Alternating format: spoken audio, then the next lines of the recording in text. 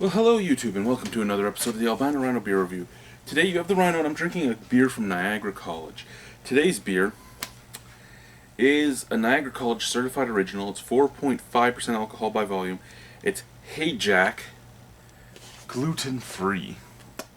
Now this beer is cold. It's really cold. You can see moisture on the bottle. There's probably going to be a chill haze when I pour it. I am a firm believer in drinking beer at the temperature you want to drink it at. I know that the colder it is, the less flavor you're going to get, but you know what, if you want to drink it cold, drink it cold. I personally like to drink my beer a lot warmer than this, but gluten-free beers do scare me. So I'm going to have it nice and cool, nice and chilled. Here's the problem with this one gluten-free beer. It is a Niagara College certified original. So it doesn't really say anything on it other than Hey Jack, gluten-free. I do not know if this is a sorghum-based beer, a buckwheat beer, a millet beer, a almond powder beer, any of the other plethora of things they can use to do a gluten-free beer. I do not know what is in this. Hell, it could be pear juice, like sorghum and pear juice like Nickelbrook uses. I don't know what they've used. So, with that being said, let's get into it. Get out the BB Firefly. Ooh, I can open it left-handed.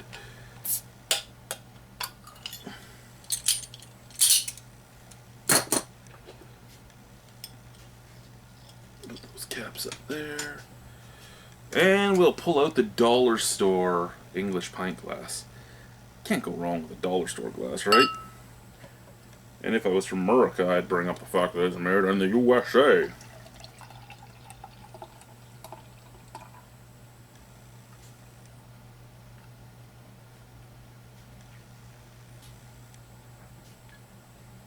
Okay. All in all, that's actually a good looking little beer. Very minimal off-white head. That brassy gold color, just starting the amber hue, looks basically like your average like craft lager. You know how the craft lagers usually have a little bit of a darker hue to them than the macro lagers. The macro lagers usually more golden colored. This more amber colored. Doesn't look bad at all. Smell? Oh, very sweet. Sweet, appley, like fermented apple and pear juice with caramel in there. Apple and pear juice with caramel. That's what I'm smelling. So I'm going to hazard a guess. I'm not going to assume, but I'm going to hazard a guess. I'm going to hazard a guess that this is a sorghum-based beer because it has that caramelly molasses-like scent to it with the fruit esters. Anyway, let's try it. Cheers, guys.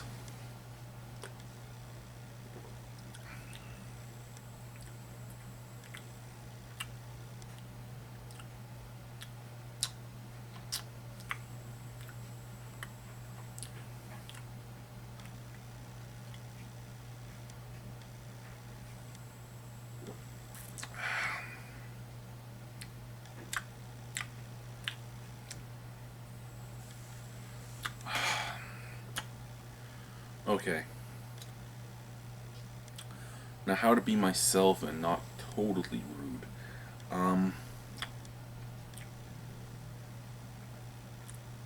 First, let's preface this whole thing with the fact that I don't have to drink gluten-free beer.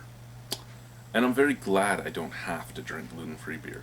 Because if my choices were what is out on the shelves for the most part, I probably wouldn't drink it. Actually, I wish I had to drink gluten-free beer because I'd probably save a lot of money because I just wouldn't drink. I wouldn't buy the odd bottle of scotch here and there, but I just wouldn't drink because it's just not. It's not good. That being said, is this the worst gluten-free beer I've had? Not at all. It's just I drink it and I'm like, why? I'm reminded all the time of why. Are there commercial gluten-free beers out there that are worse than this? Oh yeah.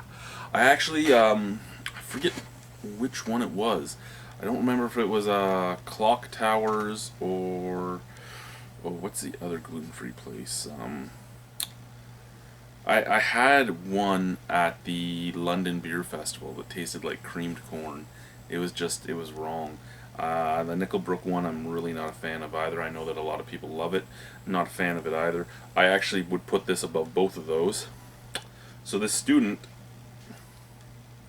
I don't know if they're a celiac, if they have friends that are celiacs, if they're just trying to do something in the genre, because the genre is still very young and still not as filled as it usually is with beers. I mean, well, not as filled as other genres, since it's a style that's really hard to do because of the ingredients you have to use. It's very tart, yet weird at the same time. It does taste like an apple cider, but it tastes. It kind of reminds me of the hopped apple cider that I did from that brewery. Was it New Star? The bottle that Guy left me. Um, it's kind of like a very sweet yet very sour apple taste at the forefront, and then a very dirty bitterness at the background, and that's a mixture of the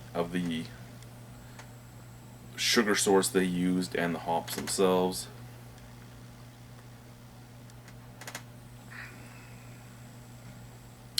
Really, I have to give it that it doesn't have that. The first taste did, the first sip did, but the more I drink it, it doesn't have that medicine-y, medicinal plasticky taste that some gluten-free beers have. It doesn't have anything completely off-putting. It's just weird. The mixture is weird.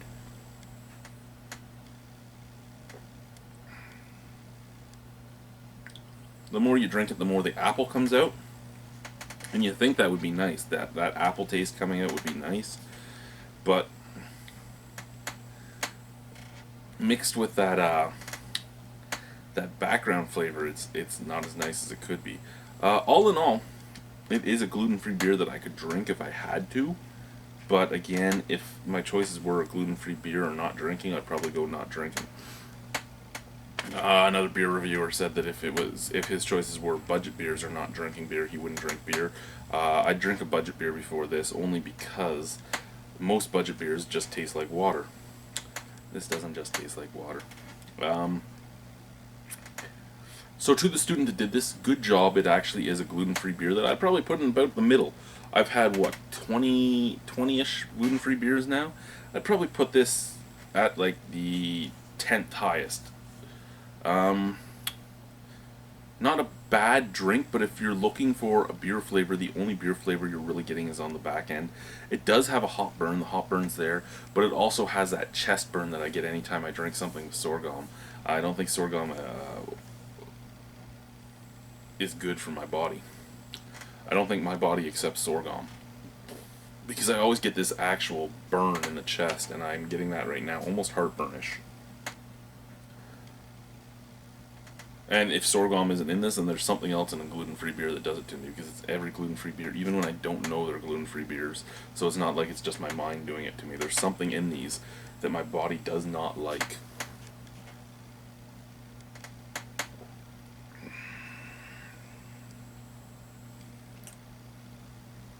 Give it a 5 out of 10 though. It's not a horrible beer. It's just not for me. So 5 out of 10 from the Albino Rhino for Hey Jack, gluten-free, from Niagara College. So to the student that did this, good job. Good job. You could sell this commercially, and it is better than a lot of the ones out there. Thank you guys. Bye-bye.